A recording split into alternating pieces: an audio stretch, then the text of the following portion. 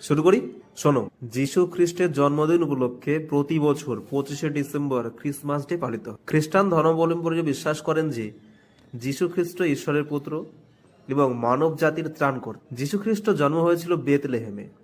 খ্রিস্টান ধর্মাবলম্বীদের মতে যীশু খ্রিস্টের জন্ম মানব সমাজে শান্তি, প্রেম ও মুক্তির বার্তা নিয়ে আসে। ঐতিহাসিকভাবে চতুর্থ দশকে যখন রোমান চার্চ 25শে ডিসেম্বরকে যিশুর জন্মদিন হিসেবে নির্ধারণ করে, তখন থেকে ক্রিসমাস উদযাপনের সূচনা হয়েছিল। এই দিনটি রোমানদের স্যাটারনালিয়া উৎসব এবং সূর্য দেবতার সোল ইনভিক্টাস পুজোর সঙ্গে মিলে যায়।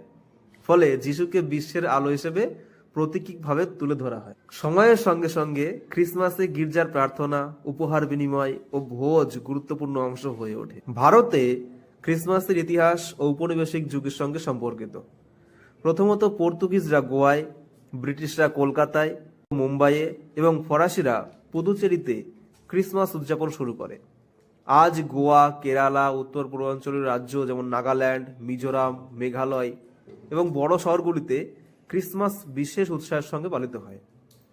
জাতি ধর্ম নির্বিশেষে মানুষ এই দিনে আনন্দ উপভোগ করে নেয়, বাড়ি ও গির্জাকে সাজায়, কেক ও মিষ্টি বানায় এবং ভালোবাসা ও ঐক্যের বার্তা ছড়িয়ে দেয়। তাই বর্তমানে ভারতে ক্রিসমাস দিবস শুধু খ্রিস্টানদের ধর্মীয় উৎসব নয়, বরং এটি একটি সাংস্কৃতিক ও সামাজিক অনুষ্ঠান যা শান্তি, সহমর্মিতা ও মানবিক ঐক্যের প্রতীক।